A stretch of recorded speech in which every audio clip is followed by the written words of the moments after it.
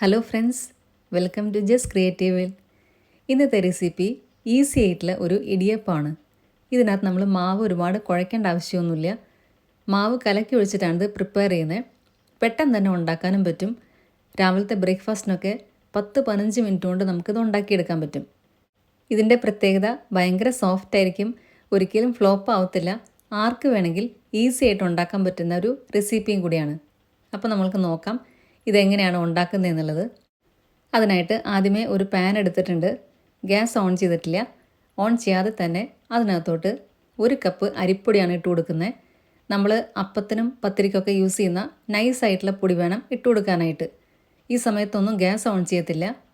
അതിനുശേഷം 1 കപ്പ് പൊടിക്ക് 1.25 കപ്പ് വെള്ളം വേണ്ടി വരും. വെള്ളത്തിൻ്റെ അളവ് ചിലപ്പോൾ അങ്ങോട്ടോ ഇങ്ങോട്ടോ കൂടാൻ ചാൻസ് ഉണ്ട്.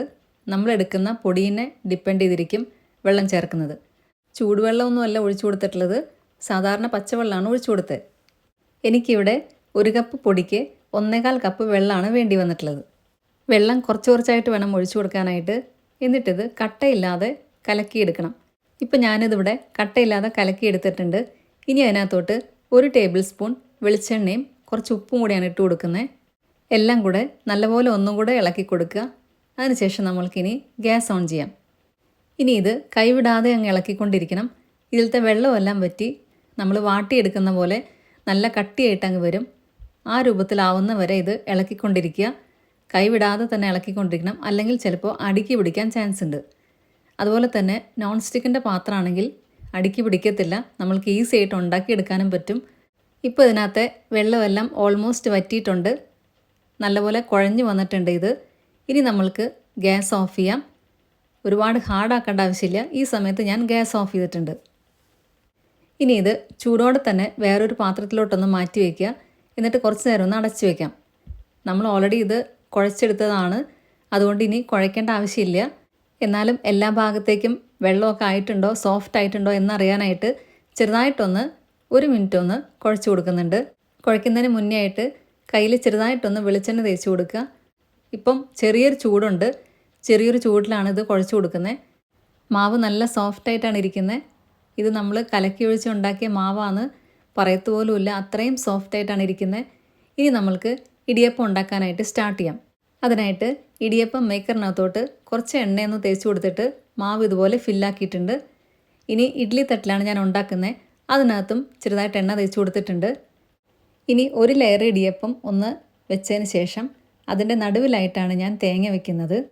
അല്ലെങ്കിൽ ആദ്യം തേങ്ങ വെച്ച് അതിൻ്റെ മുകളിലായിട്ട് ഇടിയപ്പം ഉണ്ടാക്കുകയും ചെയ്യാം. ഞാൻ 2 തരത്തിൽ ഉണ്ടാക്കുന്നുണ്ട്. ആദ്യമേ തേങ്ങ ഇട്ട് കൊടുത്ത് അതിൻ്റെ മുകളിലോട്ട് ഇടിയപ്പം വെക്കുകയാണെങ്കിൽ കറക്റ്റ് സമയത്ത് നമ്മൾ ഇടിയപ്പം എടുക്കണം, അല്ലെങ്കിൽ തേങ്ങ ചിലപ്പോൾ കരിയാൻ ചാൻസ് ഉണ്ട്.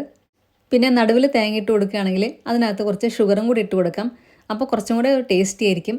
ഞാൻ 2 തരത്തിലും ഉണ്ടാക്കുന്നുണ്ട്. ആദ്യമേ തന്നെ ഇടിയപ്പം വെച്ചു, അതിൻ്റെ മുകളിലോട്ടായിട്ടാണ് ഇപ്പം തേങ്ങ വെച്ച് കൊടുക്കുന്നത്. ഇനി അതിൻ്റെ മുകളിലോട്ട് 1 ലെയറും കൂടെ ഇടിയപ്പം ഒന്ന് വെച്ച് കൊടുക്കാം. ഇപ്പം തേങ്ങയെല്ലാം ഇട്ട് കൊടുത്ത് കഴിഞ്ഞു. അതിൻ്റെ മുകളിൽ ഇനി 1 ലെയറും കൂടെ ഇടിയപ്പം ഒന്ന് വെച്ച് കൊടുക്കാം. എന്നിട്ടിത് സ്റ്റീം ചെയ്തെടുക്കാം. പിന്നെ ഇടിയപ്പത്തിൻ്റെ മാവ് ശരിക്ക് കുഴഞ്ഞിട്ടില്ലെങ്കിൽ ഇതുപോലെ ഇടിയപ്പം വീഴത്തില്ല. ഇതിങ്ങനെ പൊട്ടിയൊക്കെ വീണുകൊണ്ടിരിക്കും, അല്ലെങ്കിൽ ഇടയ്ക്കിടയ്ക്ക് എയർ കയറിയ പോലെയൊക്കെ വരും. ഇതങ്ങനെയൊന്നുമില്ല, നല്ല പെർഫെക്റ്റ് ആയിട്ടാണ് നമ്മളുടെ മാവ് ഇവിടെ കുഴഞ്ഞു വന്നിട്ടുള്ളത്. ഒരുപാട് പേര് പറയാറുണ്ട് ഇടിയപ്പം ഉണ്ടാക്കിയിട്ട് ശരിയായില്ല എന്ന്. ഈ രീതിയിൽ ഉണ്ടാക്കി നോക്കിയാൽ പെർഫെക്റ്റ് ആയിട്ട് തന്നെ കിട്ടും. ഇനി നമുക്കിത് സ്റ്റീം ചെയ്യാനായിട്ട് വയ്ക്കാം. ഞാനൊരു സ്റ്റീമർ അടുപ്പത്ത് വെച്ചിട്ടുണ്ട്. ഇത് വെള്ളം തിളച്ചതിന് ശേഷം വേണം നമ്മൾ വയ്ക്കാനായിട്ട്, ആദ്യമേ തന്നെ വെക്കരുത്. 5-6 മിനിറ്റ് വെച്ച് കൊടുത്താൽ മതി, പെട്ടെന്ന് തന്നെ ഇതായി കിട്ടും. ഞാനിപ്പോൾ ഇവിടെ 5 മിനിറ്റ് വെച്ച് കൊടുത്തിട്ടുള്ളൂ. 5 മിനിറ്റിൽ തന്നെ ഇത് റെഡിയായിട്ടുണ്ട്. ഇനി ഇത് ചൂടോടെ തന്നെ നമ്മൾക്ക് ഇതൊന്ന് മാറ്റാം. 1 കപ്പ് മാവ് എടുത്തു കഴിഞ്ഞാൽ ഇത്രയും ഇടിയപ്പമായിരിക്കും ഉണ്ടാക്കാൻ പറ്റുക, 6 എണ്ണമായിരിക്കും ഉണ്ടാക്കാൻ പറ്റുക. അപ്പോൾ കൂടുതൽ വേണമെന്നുണ്ടെങ്കിൽ അതനുസരിച്ച് മാവിൻ്റെ അളവ് കൂട്ടണം. 2 കപ്പ് അരിപ്പൊടി എടുക്കുകയാണെങ്കിൽ 2.5 കപ്പ് വെള്ളം വേണ്ടി വരും. അതനുസരിച്ച് വേണം കുഴയ്ക്കാനായിട്ട്. ഇപ്പം ഞാനിതിവിടെ തേങ്ങ ആദ്യം വെച്ച് അതിൻ്റെ മുകളിലാണ് ഇടിയപ്പം ഉണ്ടാക്കുന്നത്. ഇതും കറക്റ്റ് 5 മിനിറ്റോ 6 മിനിറ്റോ വെച്ച് കഴിഞ്ഞാൽ പെർഫെക്റ്റ് ആയിട്ട് കിട്ടും. ഇനി അതല്ലെങ്കിൽ ഇങ്ങനത്തെ രീതിയിലും ഉണ്ടാക്കിയെടുക്കാം. ഇതിൻ്റെ ഒരു പ്രത്യേകത, തണുത്ത വെള്ളമാണ് നമ്മൾ ആദ്യം ഒഴിച്ചു കൊടുക്കുന്നത്, പിന്നെയാണ് അത് വാട്ടിയെടുക്കുന്നത്. മറ്റതുപോലെ തിളച്ച വെള്ളം ഒഴിച്ച് കുഴച്ചെടുക്കേണ്ട ആവശ്യമില്ല. അപ്പോൾ എല്ലാവർക്കും വീഡിയോ ഇഷ്ടമായി എന്ന് വിചാരിക്കുന്നു. എല്ലാവരും ഈ രീതിയിൽ ഒരിക്കലെങ്കിലും ഒന്ന് ഉണ്ടാക്കി നോക്കണം. നിങ്ങളുടെ ഫീഡ്ബാക്ക്സ് എല്ലാം കമൻസിലൂടെ അറിയിക്കണേ. വീഡിയോ ഇഷ്ടമായിട്ടുണ്ടെങ്കിൽ ഫ്രണ്ട്സിനും റിലേറ്റീവ്സിനൊക്കെ ഷെയറും കൂടെ ചെയ്യണേ. ആദ്യമായിട്ട് കാണുന്നവരുണ്ടെങ്കിൽ സബ്സ്ക്രൈബ് ചെയ്യാൻ മറക്കരുത്. അതിൻ്റെ അടുത്തുള്ള ബെല്ലൈക്കണിൽ ഓൾ എന്നുള്ള ഓപ്ഷനും കൂടെ ക്ലിക്ക് ചെയ്യുക. അപ്പോൾ ഞാൻ നെക്സ്റ്റ് ടൈം വീഡിയോ ഇടുമ്പോൾ പെട്ടെന്ന് തന്നെ നിങ്ങൾക്ക് നോട്ടിഫിക്കേഷൻ വരുന്നതായിരിക്കും. നല്ലൊരു വീഡിയോ ആയിട്ട് വീണ്ടും കാണാം. Thank you.